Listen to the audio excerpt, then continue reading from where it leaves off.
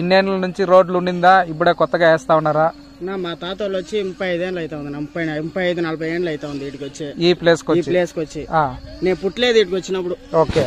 నేను వచ్చి 15 ఏళ్ళకి నేను పుట్టినాను ఇడొచ్చి. మీ తాత వాళ్ళు ఇక్కడికి వచ్చిన 15 ఏళ్ళకి నేను పుట్టినాను. ఓకే.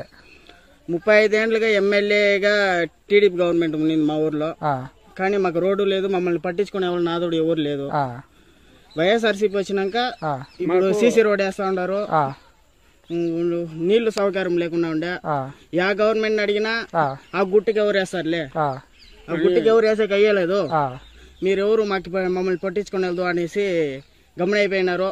మేము ఈసారి 5 ఏళ్ళకు ముందు వైఎస్ఆర్సీపీకి ఓటేసి వైఎస్ఆర్సీపీని గెలిపించుకున్నాము.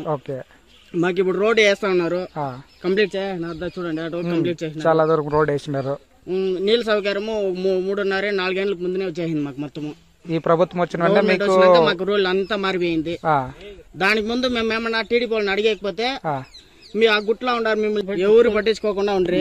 35 ఏళ్ళకి ఎమ్మెల్యేగా గెలుస్తా ఉన్నాడు నారా చంద్రబాబు నాయుడు గారు. కుప్పంలో 35 ఏళ్ళకి ఎమ్మెల్యేగా ఇచ్చేసినారు.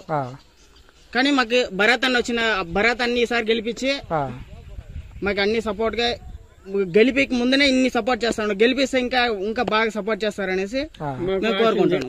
ఈసారి వైఎస్ జగన్మోహన్ రెడ్డిని గెలిపిస్తాము, కుప్పంలో ఎమ్మెల్యేగా భరత్ అని గెలిపిస్తాము అనుకుని మా వాళ్ళంతా ఫుల్ గా క్లారిటీగా ఉన్నారు, పక్కా క్లారిటీగా ఉన్నారు.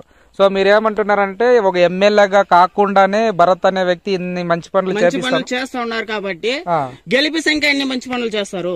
ఓకే. సో మీ నమ్మకం నిజమవ్వాలని మేము కూడా దేవుణ్ణి కోరుకుంటున్నాం. Thank you very much.